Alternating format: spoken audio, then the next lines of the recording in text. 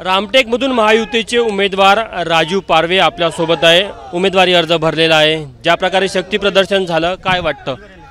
आज रामटेक लोकसभा निर्वाचन क्षेत्रातले जवळजवळ हजारोच्या संख्येने 50,000 लोक आज या निर्वाचन क्षेत्रातले माझ्या निर्वाचन क्षेत्रातले हजारोच्या संख्येने लोक आले। आपण बघितलं असेल की हजारोच्या संख्येने लोक न कुठलीही गाडी घोडा न करता स्वतःहून इथे आले आणि या महाराष्ट्रातले सर्व नेते माझा उमेदवारी फॉर्म भरण्याकरता आले होते। त्याच्यातून आपल्याला समजलं असेल की आज सगळे नेते सर्व नेते महायुतीचे सर्व लोक माझा फॉर्म भरण्याकरता इथे आलेले होते। उमेदवारी अर्ज भरायच्या आधी तुम्ही रामटेकला जाऊन प्रभू रामाचं दर्शन घेतलं, काय मेसेज द्यायचा आहे की रामाच्या मुद्द्यावर निवडणूक लढली जाईल? आणि आज जे रामटेकचं प्रसिद्ध गडमंदिर आहे, जिथे प्रभू राम श्रीराम एकदा तिथे जे काही हिस्ट्री आहे आले, त्या पावनभूमीला नतमस्तक होणं त्याचा एक श्रीराम भक्त म्हणून माझं कर्तव्य होतं। मी ते कर्तव्य पार पाडलं। आज तुमचा उमेदवारी अर्ज भरायला सगळे मोठे नेते उपस्थित होते, मुख्यमंत्री, उपमुख्यमंत्री, प्रदेश अध्यक्ष भाजपचे, राष्ट्रवादीचे नेते।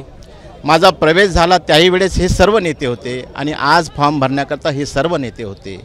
रामटेक आणि नागपूर या देशामध्ये एक दिशा देणारी लोकसभा आहे, त्याची सुरुवात झालेली आहे। आगे आगे देखो होता है क्या। विजयाबद्दल आश्वस्त आहे तुम्ही? आश्वस्त आहे मी। आपण बघू शकतो राजू पारवे जे महायुतीचे रामटेकचे उमेदवार आहे। कॅमेरामॅन व्यंकटेश नायडूसह तुषार कोहळे, एबीपी माझा, नागपूर। एबीपी माझा, उघडा डोळे बघा नीट।